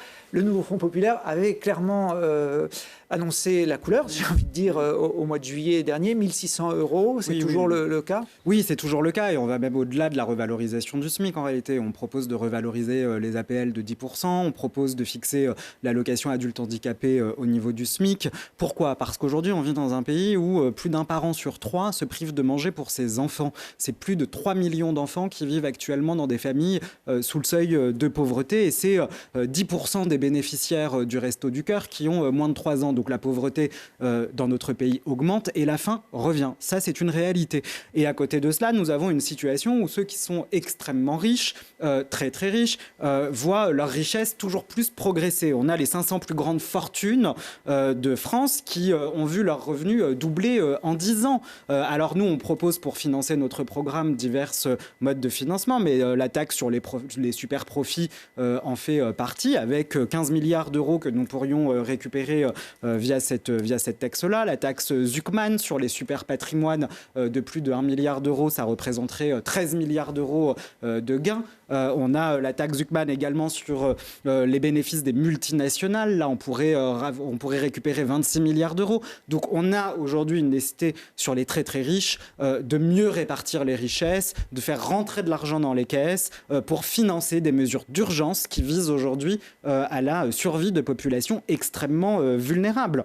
L'augmentation du SMIC à 1 600 €, son mode de financement devra de toute façon être débattu avec les partenaires sociaux. Et c'est la méthode pour laquelle nous nous opterons. Donc il y aura un dialogue entre les syndicats de travailleurs et de travailleuses et les syndicats des différentes entreprises. Et là, autour de la table, nous mettrons d'accord sur les axes de financement. Et puis enfin, pour libérer et notamment pour permettre davantage de pouvoir d'achat aux familles, nous proposons, nous également, la gratuité à l'école, que ce soit pour les fournitures scolaires, pour la cantine, pour les transports. On voit bien qu'aujourd'hui, il y a des dépenses au quotidien pour les familles qui deviennent de plus en plus insupportables. Et tout cela doit s'intégrer évidemment dans un objectif global de revalorisation des salaires, dans tous les cas, avec également une revalorisation du point d'indice des fonctionnaires de 10%. Hervé Gerby, la France a les moyens de financer l'augmentation du SMIC, comme le présente Lies Loufoque, selon vous? Vous posez la bonne question, monsieur Leduc. C'est à vous de faire la réponse. Parce que ici, on rase gratis. Ouais, autour de cette table. Alors, Lies Loufoque a donné des pistes. Pas totalement gratis, pas totalement gratis, parce qu'effectivement, le programme du nouveau Front populaire avait été chiffré et c'était globalement 30 milliards sur l'ensemble des propositions. Mais M. Macron vient de faire 1000 milliards de dettes quand même, donc en plus. Je partage avec vous, M. Loufoque, au moins un constat, effectivement. Ça a été un dérapage de la dette. Ces dernières années, on a vu comment ça nous est venu, pardonnez-moi l'expression, en pleine figure ces derniers mois. Oui. Mais oui, c'est 62 milliards, c'est-à-dire effectivement de manque à gagner depuis 2017 une absence de visibilité, 200 milliards d'aides publiques aux entreprises sans contrepartie. Une absence de visibilité. Je vous ai pas coupé. Pardon, je vous laisse terminer, mais c'est juste que le débat est passionnant. Vous avez raison. Oui, puis vous m'avez coupé tout à l'heure, alors il est passionnant. Mais effectivement, une absence de visibilité. C'est-à-dire que l'ex-majorité présidentielle nous a fait découvrir au cours de l'été que tout d'un coup, nous avions effectivement une dette exorbitante. 2025, nous allons payer 55 milliards d'euros d'intérêts. C'est-à-dire que c'est plus que le budget de l'enseignement. Nous allons payer plus d'intérêts aux banques que ce que nous allons pouvoir donner à nos enfants pour leur éducation. C'est inadmissible. Alors maintenant, il faut savoir traiter ça. Et traiter ça, c'est aussi dire que lorsque, comme dans toutes les familles, on n'a plus les moyens de vivre comme on vivait avant, eh bien, il faut commencer par faire des économies. Alors, les économies, il faut aller les chercher. Il y a un débat très intéressant dont le MoDem et Renaissance va devoir se sortir. Et vous allez devoir, Madame Camille Gaillard-Minier, trancher sur la taxation des grandes entreprises, sur la flat tax, sur l'exit tax. Vous allez devoir trancher. Est-ce que pérennisation, baisse? Il y avait encore, il y a de ça quelques semaines, des divergences entre Renaissance et MoDem. Il faudra trancher sur ces questions-là, sur l'imposition. Il ne suffit pas de regarder comment les entreprises redistribuent. Je veux bien que l'on parle des grands groupes, mais n'oublions pas que nous avons des grands groupes qui, aujourd'hui, ont 90% de leur activité à l'extérieur de notre territoire, mais consolident leurs comptes et payent leurs impôts en France. Ne l'oublions pas, ils pourraient le payer ailleurs. Donc quand on doit taxer les grands groupes, attention à ce que nous faisons. En revanche, il y a, me semble-t-il, deux leviers. Je vais vous donner trois exemples, monsieur Leduc, qui me paraissent intéressants. Savez-vous qu'en termes de niche fiscale, il existe encore plus de 400 niches fiscales. C'est 81 milliards d'euros. La Cour des comptes, au printemps dernier, avait soulevé l'existence de ces niches fiscales. Nous avons plus de 200 niches fiscales. Nous ne savons pas à qui elles vont, qui en profite, et pour quel montant? En 2024-2025, très bientôt, la moitié des niches fiscales, nous ne savons pas de quoi nous parlons et de quel montant. Donc il faut faire un travail sur ces niches fiscales. Le deuxième élément, c'est qu'il y a dans notre pays, et j'ai entendu dans un précédent débat que c'était important de vérifier comment les lois étaient faites et leur efficacité. C'était mardi dernier, il y a 2 jours, non hier, pardon. La Cour des comptes, elle aussi, qui est une institution, M. Bigot en vient tout à fait remarquable, elle a épinglé le pass culture. Le pass culture mis en place en 2019, alors que vous étiez par la suite parlementaire, Mme Camille Gaillard-Minier, ce pass culture, aujourd'hui, a été considéré par la Cour des comptes comme étant beaucoup trop coûteux et ne remplissant pas ses objectifs qui étaient de permettre un accès à la culture, notamment aux publics les plus défavorisés. Oui, et on se rend compte, mais c'est important, la culture, et sur une chaîne comme Télé Grenoble, c'est quelque chose, vos téléspectateurs, ils sont très attachés. Le pass culture, la Cour des comptes a dit hier, c'est inefficace. Le service national universel qui avait été souhaité par M. Macron, là encore, la Cour des comptes a dit inefficacité totale, c'est-à-dire sur une classe de jeunesse. On ne remplit pas les objectifs et c'est un système qui est beaucoup trop coûteux. Donc il faut actionner tous les leviers. Il va falloir se poser aussi des questions sur notre système social.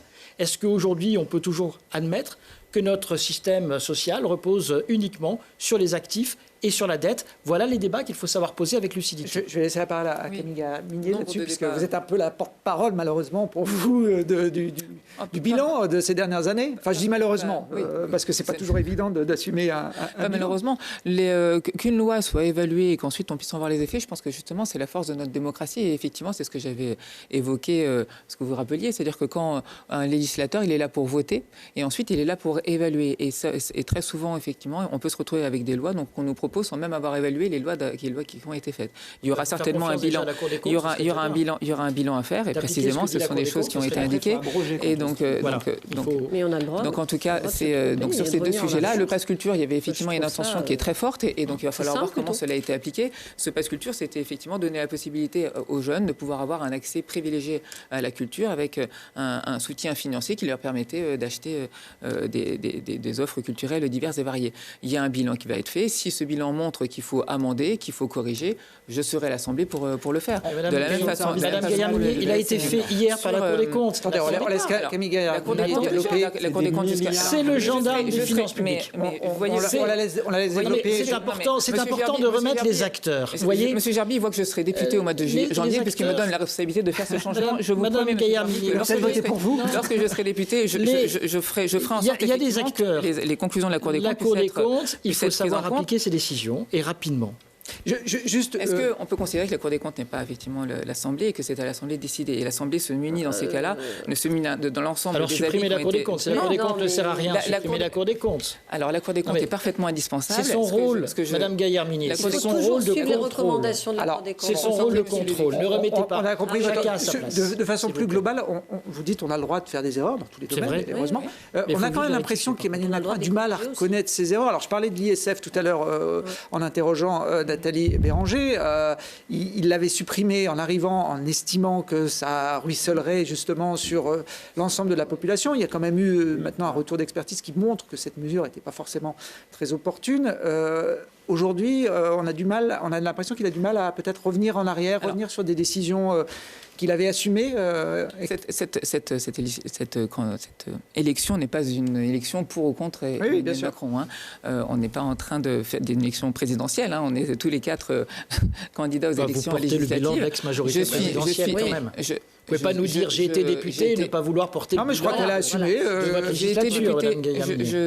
Je ne renie rien une fois encore. Je dis juste qu'on n'est pas dans le cadre d'une élection présidentielle et on n'est pas en train de savoir si M. Emmanuel Macron sera président demain. Il est président jusqu'en 2027 et il aura le bilan qu'il a. Sur l'impôt sur la fortune, vous savez qu'il a été transformé. Il n'a été pas supprimé. Il reste un impôt sur les biens immobiliers. Et effectivement, il y avait le pari que ceux qui devaient régler cet impôt et puis continuer à investir. Et c'était ça le pari, et c'est ça qui était souhaité. Et on doit considérer aujourd'hui quand même qu'on a un tissu économique qui fonctionne bien et que cet argent a pu être investi aussi dans l'économie de demain, dans des économies innovantes, etc.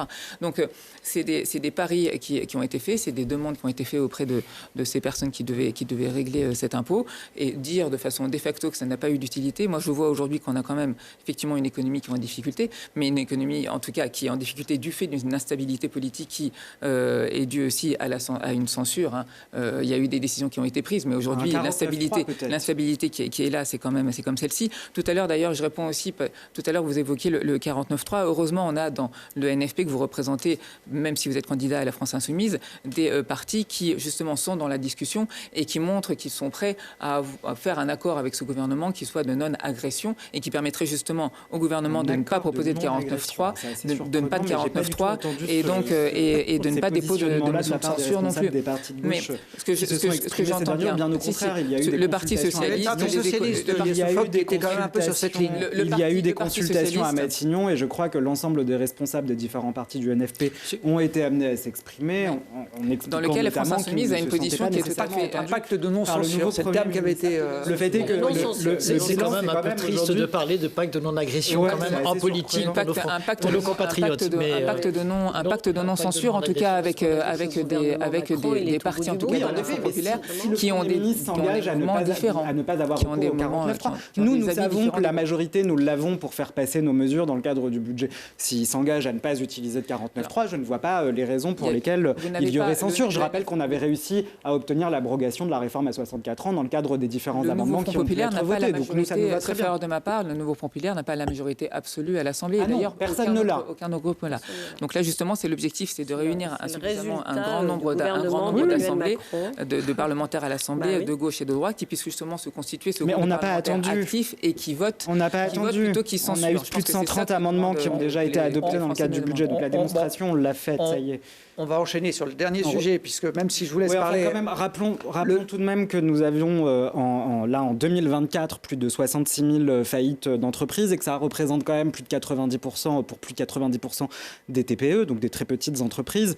Ça aussi, c'est une vraie difficulté parce que l'année qui arrive, l'année 2025, elle risque d'être terrible avec plus de 300 000 emplois qui seraient amenés à être supprimés. Donc les populations les plus vulnérables, les plus pauvres, il va falloir aussi les protéger parce que notre capacité à fournir un emploi l'année prochaine à tout le monde, je doute qu'elle soit possible. Pas de la crise à la crise et faisons en sorte qu'on ait un Parlement qui puisse voter avec. Je crois qu'on est tous d'accord. Nous sommes tous d'accord avec le tous unis. Il fallait penser à tout ça avant de voter la censure. Il fallait penser à tout ça avant de dégainer le 49.3 parce qu'il y a un moment, il faut aussi remettre les responsabilités à leur place. Il y a eu un 49.3 et la suite logique a été. On pourrait remonter à la dissolution aussi, mais on pourrait même remonter jusqu'à la dissolution. Je vous l'accorde, c'est vrai, c'était une grosse erreur. Tous unis, voilà, c'est bien, mais enfin toutes les circonvolutions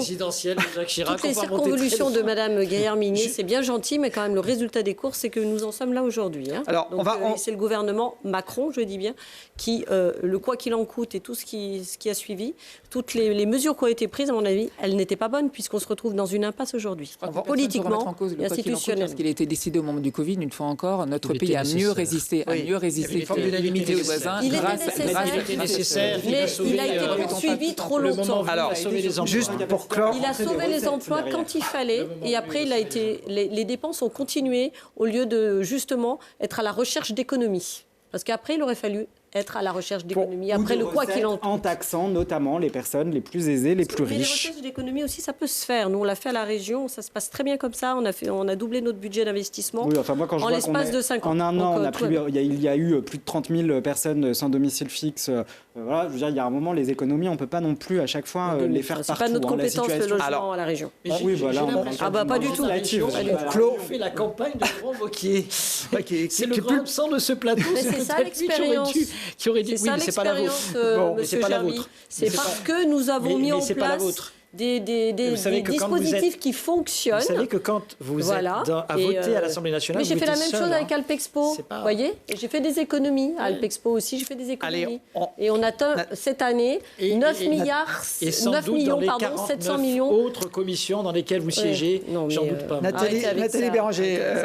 Le jour où vous êtes dans un exécutif, vous verrez dans combien de commissions vous allez siéger. Mais comme pour l'instant vous ne l'êtes pas, c'est difficile de parler. Madame Béranger, le jour où vous aurez créé une entreprise. C'est le lot des élus des métropoles. Il y a le jour où vous aurez beaucoup de lycées, ça vous a pas échappé, c'est notre compétence. Un peu de respect, s'il vous plaît, parce que, vous voyez, j'ai avec moi des gens qui ont créé une entreprise.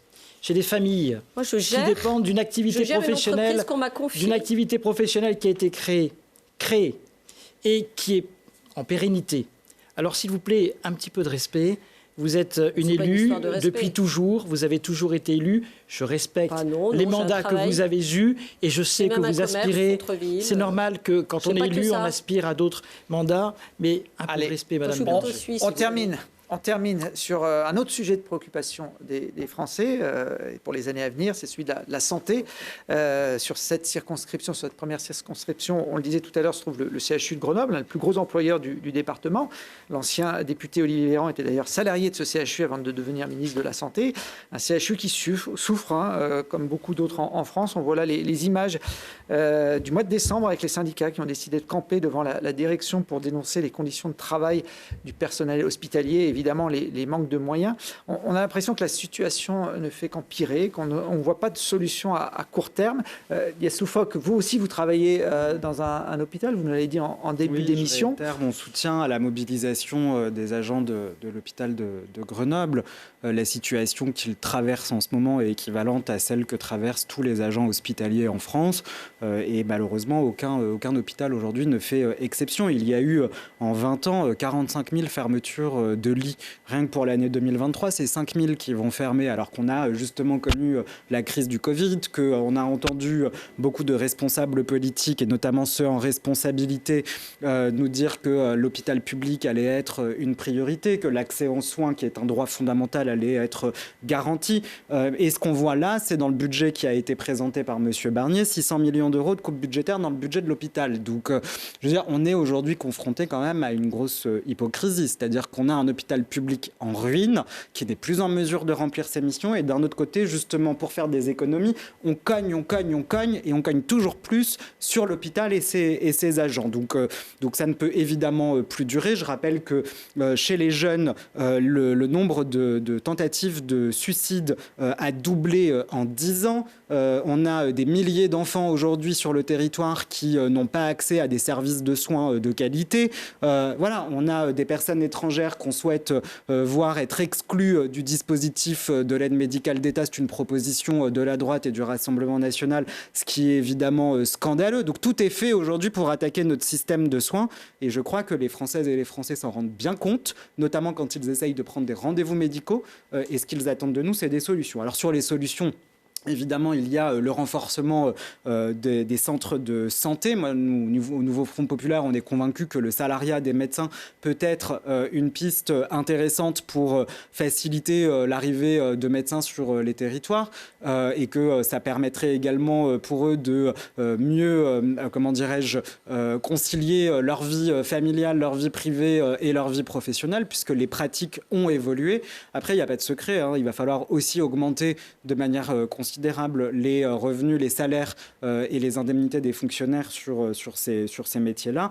Nous, ce qu'on propose, c'est de lancer une grande conférence salariale, et à ce titre, évidemment, sera posée également la question de la valorisation des soignants.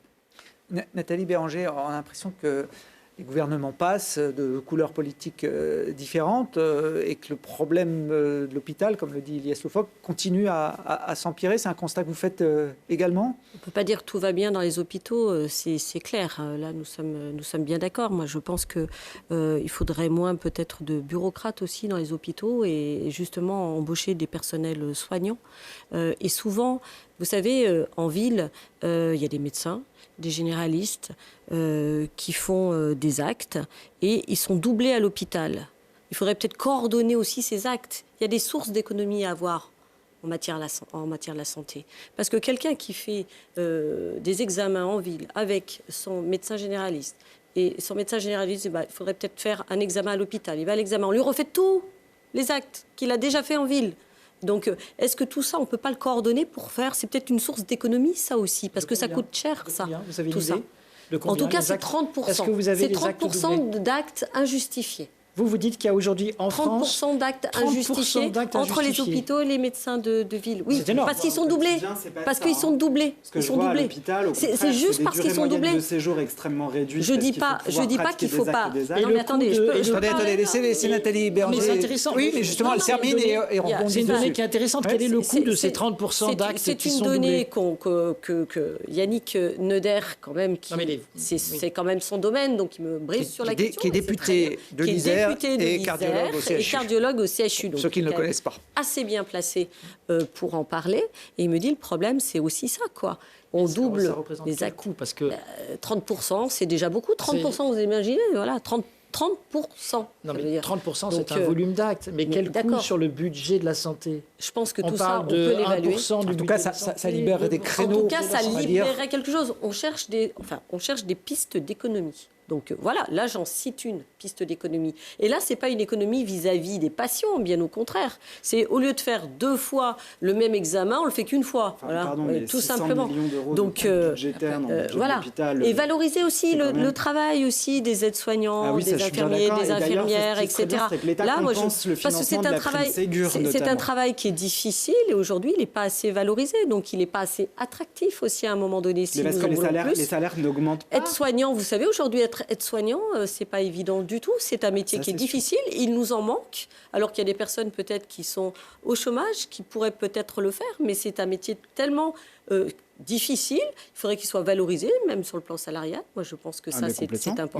Mais c'est vrai que le budget qui a été présenté par M. Et puis, Barnier augmenter le rentre nombre de en médecins en contradiction ville avec aussi. avec Parce cet que vous savez, objectif-là. la population, elle a augmenté, elle a vieilli et depuis 30 ans et on n'a pas augmenté le nombre de médecins. Donc là, ça ne va pas.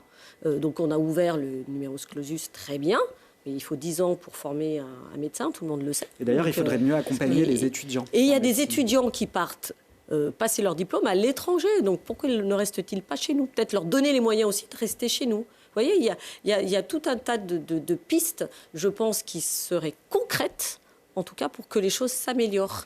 Mais vraiment, moi, la Et sur coordination l'aide médicale entre d'État.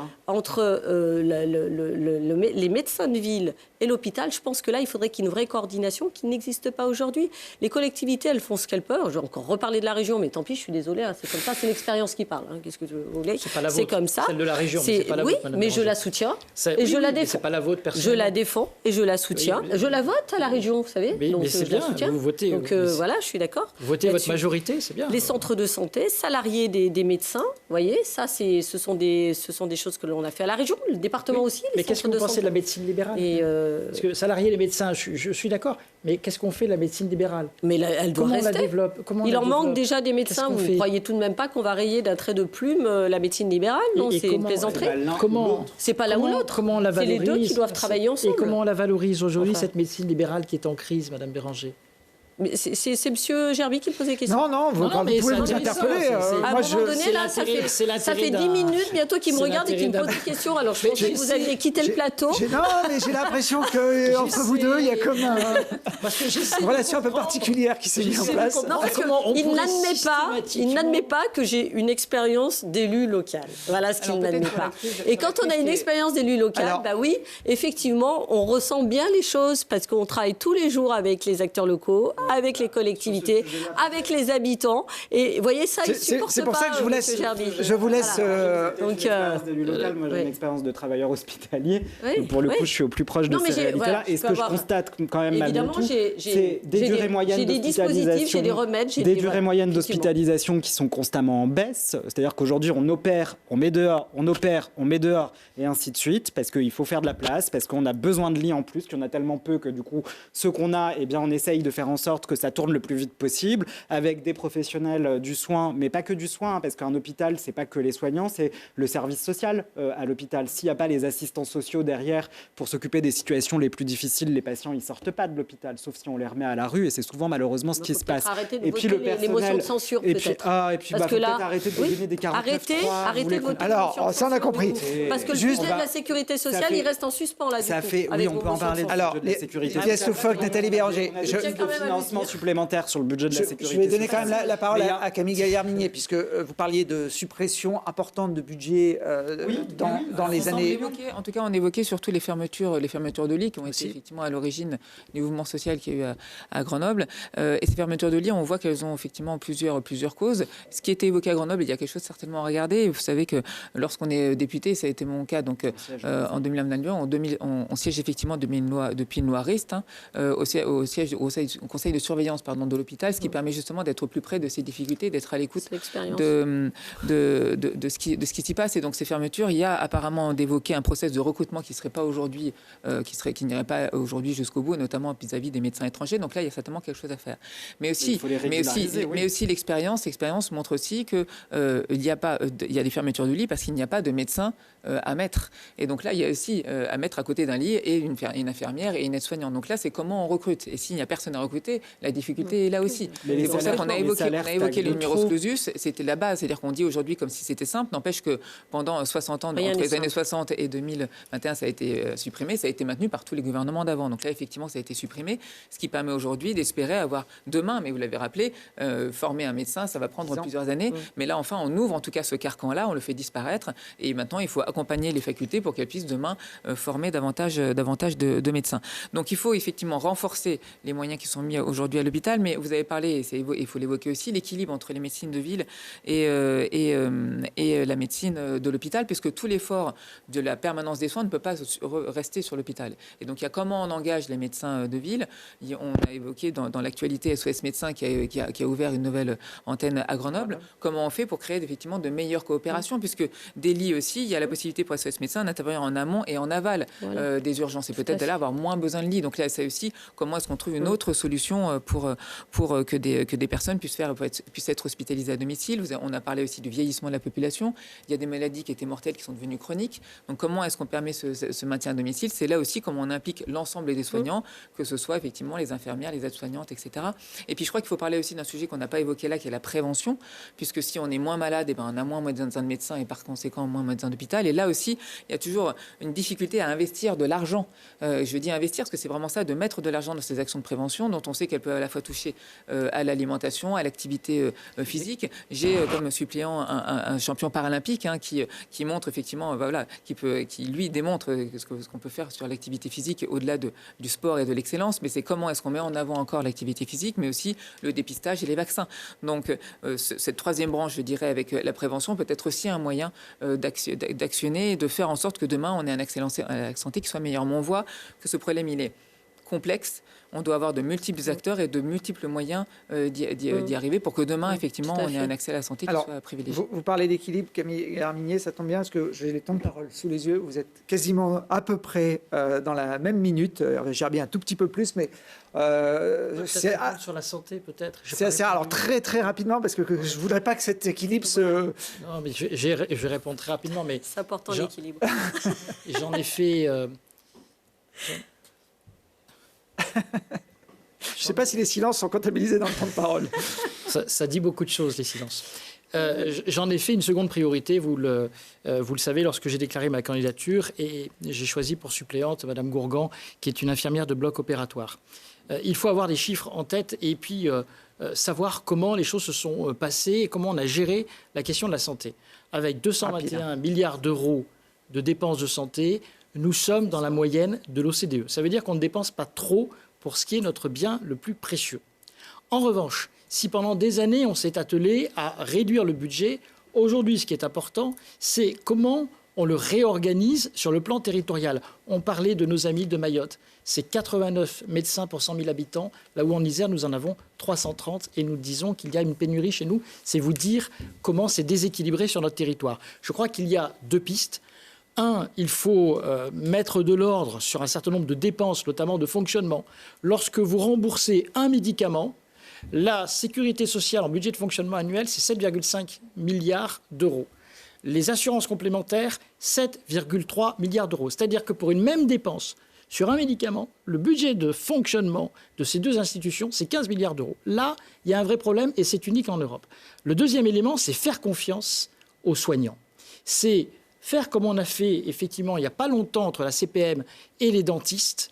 Il y a eu un accord cadre qui a été fait pour gérer la question du numerus clausus, la répartition sur le territoire national, le maillage, mais aussi pour les actions de prévention, pour valoriser les actes des actions de prévention. Donc on peut, et dans les hôpitaux aussi, l'expérience de Valenciennes est tout à fait intéressante, ce centre hospitalier qui en 10 ans a doublé son nombre d'interventions, de lits et de budget, tout simplement parce qu'il a fait confiance à ses soignants pour savoir ce qui était bon pour les patients.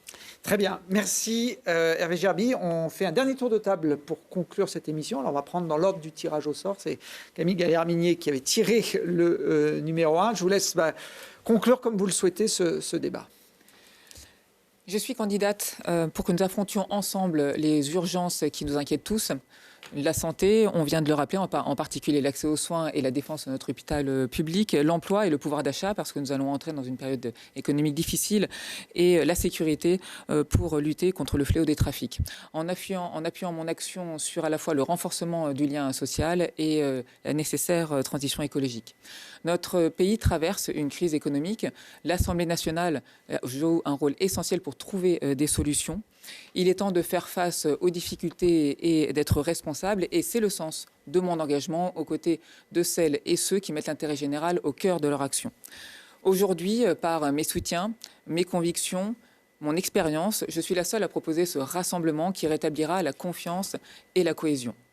C'est aussi le sens de la démarche de Concorde nationale qui est engagée par le Premier ministre François Bayrou, que je soutiens dans son action. Les 12 et 19 janvier prochains, je compte sur vous, vous pourrez compter sur moi. Merci Camille Gaillard-Minier. Hervé Gerby, même exercice. Vous me connaissez comme l'avocat des victimes depuis de très nombreuses années. Je suis venu ici sur ce plateau et vous avez suivi un certain nombre de mes affaires. Vous m'avez élu personnalité de l'année 2018 par le Dauphiné libéré à l'occasion de 2 affaires que j'ai menées à bout de bras pendant de longues années avec détermination, avec patience. Vous savez que dans cette spécialité qui est la mienne, j'ai compris ce qu'était la souffrance de beaucoup de nos compatriotes. Les questions liées à la violence, à la sécurité, c'est mon quotidien. Les questions liées à l'accès aux soins de tous les blessés des accidents du travail, les blessés des accidents de la circulation, c'est mon quotidien. Ce sont des sujets que je connais. Aujourd'hui, je suis candidat à une élection législative. Je le suis sans être soutenu par un parti. Je le suis avec mes convictions, avec ma force de travail, avec ma détermination. Quel que soit le résultat, le 19 janvier prochain, il n'y aura pas de modification des équilibres des partis politiques. Votre choix ne donnera pas une majorité à un parti politique. En revanche, votre choix, il peut être important parce que dans la situation de blocage dans laquelle nous sommes, avec toutes ces lignes rouges exprimées ici, aujourd'hui, par les uns et par les autres, vous avez besoin d'un parlementaire qui vous écoute, qui vous ressemble et qui saura vous défendre avec ouverture, détermination et conviction. Avec ma suppléante, nous ferons de la sécurité et de la santé nos priorités pour améliorer demain votre quotidien et je serai très fier de vous représenter. Merci Hervé Gerby. Nathalie Béranger. Avec moi, vous savez pour qui vous allez voter. Je suis confiante dans cette élection. Je suis investie sur ce territoire depuis plus de 20 ans. Je travaille avec les collectivités, les acteurs locaux, les habitantes et les habitants de tout ce territoire. Vous me connaissez. Vous savez ce dont je suis capable de faire en termes de travail. Je pense que pour être député, il faut avoir un mandat local. On ne brigue pas tout de suite un poste national sans avoir un mandat local. Je le dis parce que je le pense intimement. J'ai un bilan en tant que conseillère régionale, puisque nous avons réalisé à la région Auvergne-Rhône-Alpes beaucoup d'économies pour doubler notre budget d'investissement qui est passé aujourd'hui à 1,4 milliard d'euros pour l'ensemble de la région. C'est énorme. En tant que présidente d'Alpexpo, nous réalisons cette année le meilleur chiffre d'affaires depuis 15 ans, avec 0 € d'investissement à l'instant où je vous parle et avec un équipement sur le site fermé. Vous voyez, donc tout est possible. Demain, la région reprendra le site et nous investirons. Et je vous parle d'Alpexpo parce que c'est toute l'attractivité de notre territoire aussi. Pas que de Grenoble, de la métropole, du bassin grenoblois, mais de l'Isère aussi. Donc c'est pour ça que c'est important en matière économique, Alpexpo, et en matière d'emploi aussi. Sur le plan national, en tout cas, vous pouvez compter sur moi pour la stabilité du gouvernement.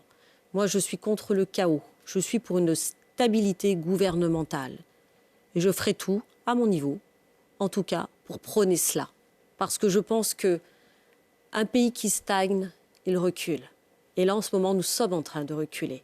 Et je trouve que les élus de la République qui siègent actuellement, alors pas tous, bien sûr, parce qu'il y en a, évidemment, que je connais, qui sont aussi de cet avis-là, évidemment. Mais aujourd'hui, je les trouve irresponsables, pour certains en tout cas. Et je pense notamment aux partis extrêmes. Voilà. Donc, vous pourrez toujours compter sur moi pour rendre cet équilibre dont notre pays a besoin. Rendez-vous donc les 12 et 19 janvier de l'année prochaine. Merci Nathalie Béranger. On termine avec vous, Lies Loufoque. Merci. Si je me présente pour être votre député, c'est parce que je suis quotidiennement confronté à vos difficultés. Je suis éducateur spécialisé, j'ai travaillé 10 ans dans la protection de l'enfance, aujourd'hui dans un hôpital public, et j'assiste à toutes les conséquences des politiques de destruction sociale qui ont été conduites ces 10 dernières années. Il n'y a pas de fatalité, et d'ailleurs vous l'avez démontré l'été dernier en étant des milliers à Grenoble et dans le Grésivaudan à plébisciter le programme du nouveau Front populaire. Parce qu'encore une fois, il n'y a pas de fatalité, je compte sur vous les 12 et 19 janvier. Merci à tous les quatre d'avoir joué le jeu, de vous être écoutés, même si ça a débattu, si vous vous êtes mutuellement interpellés, c'était le jeu du débat. Je vous donne rendez-vous à l'un d'entre vous, peut-être parmi tous les candidats, au vendredi 24 janvier. Ce sera le premier QG politique sous sa forme actuelle et j'espère qu'on recevra le député de cette nouvelle circonscription de l'Isère. Voilà. Merci à tous et puis bonne fête et on se retrouve en 2025 pour de nouvelles aventures politiques. Merci. Merci beaucoup.